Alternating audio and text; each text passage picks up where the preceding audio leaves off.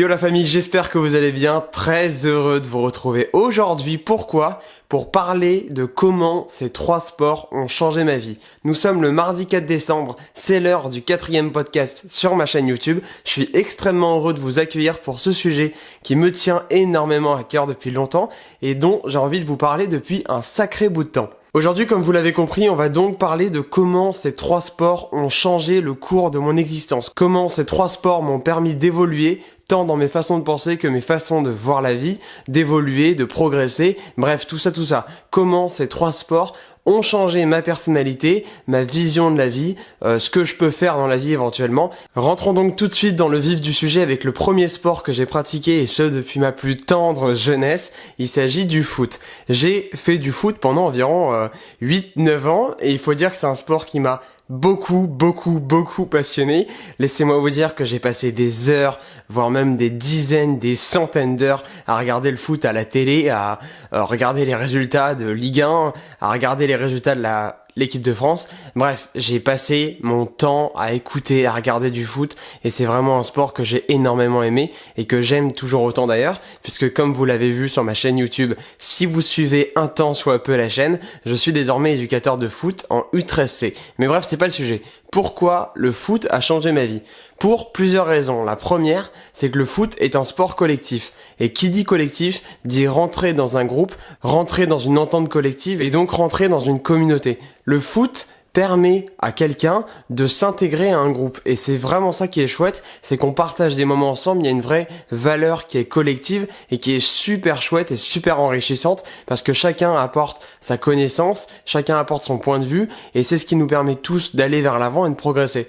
Donc le foot est vraiment un sport génial dans le sens où on est ensemble, où il y a une équipe, où il y a la solidarité, il y a l'esprit d'équipe qui est là, qui est présent et dont il faut faire preuve chaque match parce que il faut se pousser pour le maillot, il faut transpirer pour le maillot, il faut tout donner pour le maillot parce que on représente un club, parce que il y a des valeurs derrière qui sont les valeurs de courage, les valeurs d'envie, les valeurs de travail et surtout les valeurs de motivation. Au foot, on est tous là pour gagner évidemment, donc l'objectif premier du groupe, c'est d'être solidaire et d'aller créer une victoire tous ensemble. Voilà, c'est vraiment important cette notion de solidarité au foot qui moi me plaît énormément parce que on peut discuter avec les autres, parce que on fait partie d'un même collectif et donc on va progresser ensemble. Il y a une dynamique qui est globale et c'est ça qui est génial. Autre raison qui moi personnellement me plaît énormément dans le foot, et c'est très personnel étant donné que ça ne parle que de moi, c'est que j'adore le poste de gardien de but. En fait ça peut être tout con,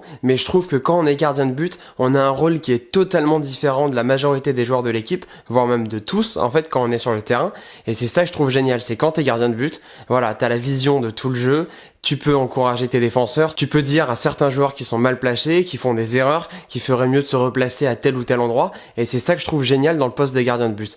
Autre chose que je trouve génial dans le poste de gardien de but, c'est qu'on n'a pas du tout le même jeu. En fait, déjà le gardien de but, comme vous le savez, je vous apprends absolument rien, le gardien de but il a le droit aux mains. Et qui dit avoir le droit aux mains, dit avoir un avantage énorme sur tous les autres joueurs. Dans une surface, le gardien de but, il a un pouvoir monstrueux par rapport aux autres joueurs. Mais ce qui est cool aussi dans le poste de gardien de but, c'est qu'il y a un challenge et un objectif. Pourquoi ? Parce que le gardien de but, comme vous le savez, n'a absolument pas le droit à l'erreur. Si le gardien de but fait une erreur, alors il y a but. Il y a but tout simplement. Parce que il va lâcher la balle des mains, il y a l'attaquant qui va venir, qui va la pousser dans le but et c'est game over, ballon au milieu. Parce que le gardien de but n'a pas le droit de rater une passe. Parce que s'il rate une passe, bim, attaquant en face et bim, il y a but. Le gardien de but n'a pas le droit de rater une relance parce que pareil, il y a un attaquant qui peut se trouver là. Bref, le gardien de but n'a pas le droit à l'erreur et c'est ça que je trouve super intéressant dans ce poste, c'est que à partir du moment où tu commences à te perfectionner à ce poste-là, c'est génial parce qu'au final, t'es quelqu'un de vraiment accompli dans l'équipe et qui a un rôle hyper important. Quand t'as un très bon gardien de but, que tu fais beaucoup d'arrêts, s'il y a 0-0 à la fin du match, l'équipe ne peut que te remercier d'avoir été là parce que Dieu sait à quel point un gardien de but peut sauver littéralement un match. Voilà, donc ça, c'était les raisons qui, moi, personnellement, me plaisent énormément dans le football. Maintenant, on va passer au deuxième sport que j'ai commencé à pratiquer un petit peu plus tard, sur un malentendu d'ailleurs, sur une blague, il faut le dire. J'ai commencé donc le golf. Le golf, sport évidemment totalement différent du foot, bien qu'il y ait une balle, un ballon, mais ça c'est pas le sujet du tout. Aujourd'hui, je pratique encore du golf, je suis encore passionné de golf, et Dieu sait à quel point j'aime le golf, parce que c'est ma 11e année désormais de licencié, et donc c'est vous dire à quel point j'ai une longévité dans ce sport-là, et à quel point j'ai aimé et j'aime toujours autant ce sport. Pourquoi le golf est un sport très différent du foot, mais un sport que j'aime lui aussi, parce qu'il y a énormément de valeurs derrière le golf, il y a énormément d'éthique, il y a énormément d'intelligence à avoir, et c'est ça que je trouve super intéressant dans le golf, c'est qu'il y a tout un côté réflexion, intelligence, prise de conscience, prise d'information, il y a énormément de facteurs qui jouent dans la performance ou non au golf, et c'est ça que je trouve vraiment top. Alors, on va pas prendre point par point les facteurs de performance et les facteurs de résultats au golf, sinon on n'en aurait pas fini et ce podcast va durer littéralement toute la soirée, hein qu'on soit bien d'accord là-dessus, mais le golf, en fait, donc par exemple, je vais vous donner un exemple tout con. Quand tu tapes une balle de golf, contrairement à ce que beaucoup de personnes croient, il n'y a pas que là où tu vas la taper, la direction qui va jouer. Il y a le vent qui va jouer, il y a la position de tes pieds, est-ce que tes pieds sont plus hauts ou plus bas que ton corps, ça peut avoir un impact énorme sur la trajectoire de balle, il y a le club que tu vas choisir, hein, parce qu'en fonction de la distance, tu vas pas choisir le même club. S'il y a un arbre devant par exemple, et qu'il y a une branche qui est assez basse, tu vas être obligé de taper une balle basse, donc il va falloir adapter l'amplitude de ton mouvement, il va falloir adapter le choix de ton club, bref, il y a énormément de choses sur lesquelles il faut que tu réfléchisses au golf, et c'est ce qui en fait un sport super intellectuel, bien qu'il ait la réputation, à mon grand désespoir, d'être un sport de riche. Le golf est accessible, hein. Bon, on va pas se le cacher, c'est pas non plus le sport le moins cher, hein. Une balle de foot, t'as besoin de 4 poteaux et un ballon et c'est bon, tu peux jouer. Mais le golf reste un sport relativement accessible quand on s'y prend bien et qu'on n'est pas à un niveau très avancé. Parce que je reconnais qu'à partir du moment où tu commences à avoir un bon niveau, eh ben mine de rien, il faut payer les clubs personnalisés, il faut payer le matériel qui coûte cher, le chariot qui peut coûter jusqu'à 300-400 euros et encore, ça c'est si tu prends pas un chariot électrique. Bref. Il y a beaucoup de choses au golf qui sont super intéressantes et je pense, et c'est malheureux, que le golf n'est pas assez mis en avant en France parce qu'on devrait mettre davantage de jeunes au golf. Il y a vraiment un côté éthique et réflexion au golf que je trouve génial pour la bonne et simple raison qu'au golf, c'est pas comme au foot, t'es pas là à crier, hein, t'es pas là clairement à faire le con parce que au golf il faut être calme, il faut maîtriser son comportement, il faut maîtriser ses phases d'énervement, il faut maîtriser son caractère tout simplement. Donc au golf t'as quelque chose de différent par rapport au foot, t'as quelque chose de différent par rapport à certains sports où voilà, il y a le public qui va s'ambiancer, hein, il y a le public qui va gueuler, il y a des personnes qui vont crier un petit peu partout sur le terrain, il y a les joueurs qui vont peut-être même râler, ce qui n'est évidemment pas le cas au golf parce que il y a pas d'arbitre tout simplement. Quand on joue au golf, il y a pas d'arbitre à moins d'être en pro ou dans un contexte particulier, disons. Il y a énormément en fait de choses au golf qui sont différentes des autres sports et c'est ça que je trouve génial. Et le golf aussi a l'énorme intérêt d'être un sport extrêmement technique. Je sais pas si vous avez déjà eu l'occasion de jouer au golf, mais la majorité de mes amis qui ont joué pour la première fois au golf, je les ai fait essayer, hein, juste pour voir, pour rigoler un petit peu. Ils touchaient pas la balle. Donc c'est vous dire à quel point le golf est super dur. Parce que au tennis, au volley, au foot, évidemment que tu vas toucher la balle. Au bad, peut-être au début tu vas avoir du mal, mais finalement tu vas toucher la balle assez rapidement. Ou plutôt le volant à ce moment-là. Alors qu'au golf, il y a quelque chose qui t'empêche de toucher la balle, c'est le swing, la technique. Il y a énormément de choses à apprendre sur le swing. Dernier sport qui, moi, m'attire beaucoup, et vous le savez évidemment puisque vous m'avez connu grâce à ça, c'est la musculation. Pourquoi la muscu et même pourquoi le mode de vie fitness en général?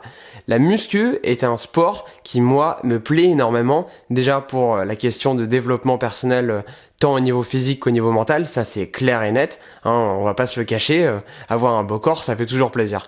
Mais le mode de vie, fitness, muscu, lifestyle est super intéressant parce que la muscu c'est un sport qui est quotidien. C'est pas juste tu vas à la salle, tu pousses de la fonte et c'est game over. Bien sûr que non, la muscu ça va bien plus loin que ça. Si tu commences un petit peu à t'intéresser au domaine et surtout si tu t'impliques beaucoup. Quand tu t'impliques beaucoup, que tu es passionné absolument comme moi je peux l'être par exemple, mais je connais des personnes qui sont encore plus passionnées que moi et bien sûr qu'il y a des personnes qui sont à 3000% au-dessus de moi en termes de pratique et d'investissement, mais c'est pas le sujet. Dans la muscu, il y a quelque chose qui est cool, c'est que il faut réfléchir, il faut mettre en place des stratégies, il faut réfléchir son entraînement, il faut aller de l'avant, il faut comprendre les mécanismes de l'entraînement et de la nutrition, il faut comprendre tout ça et c'est ça qui te permet de progresser. Parce qu'au début, c'est bien beau. Tu vas à la salle un petit peu, voilà, tu pousses 3-4 haltères, tu pousses quelques barres au développé couché, ça y est, tu progresses, c'est assez rapide au début, parce que c'est les adaptations de la force et de l'hypertrophie qui forcément réagissent à 2000 à l'heure, étant donné que le corps n'est absolument pas habitué à pousser de la fonte. Donc forcément, il s'adapte rapidement et tu prends du muscle rapidement.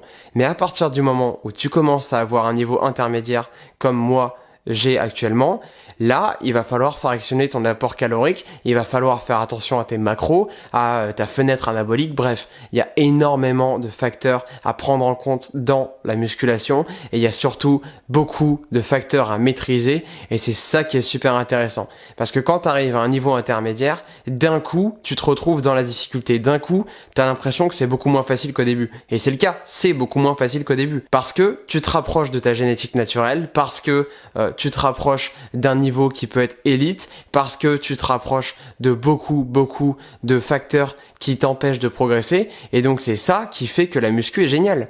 C'est que tu es constamment en train de devoir réfléchir à ton programme d'entraînement et à la mise en place de nouvelles stratégies pour continuer à progresser. Et il y a aussi quelque chose d'autre que moi je trouve très cool dans le milieu de la muscu, de la nutrition, tout ça, c'est le côté assiduité, régularité. En muscu, si t'abandonnes, c'est fini, mon pote. C'est complètement fini.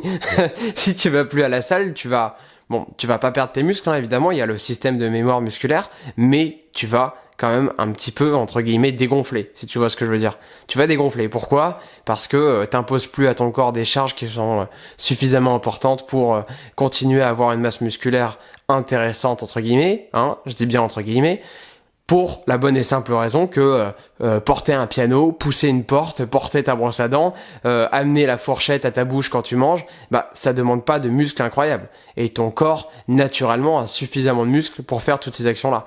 Ton corps a suffisamment de muscles pour monter des escaliers. À moins de s'appeler Bernadette et d'avoir 91 ans. Mais c'est pas du tout le sujet non plus, on est bien d'accord. Voilà, donc il y a ce côté en fait réflexion et dynamique de vie qui me plaît énormément dans la muscu. Voilà, j'espère en tout cas sincèrement que ce podcast t'a plu. Si c'est le cas, évidemment, on n'oublie pas, on lâche un petit pouce bleu et le commentaire pour me dire ce que t'en as pensé juste en dessous de cette vidéo. Et nous, on se retrouve bien sûr, demain pour un nouveau podcast. Bonne journée ou bonne soirée. Ciao.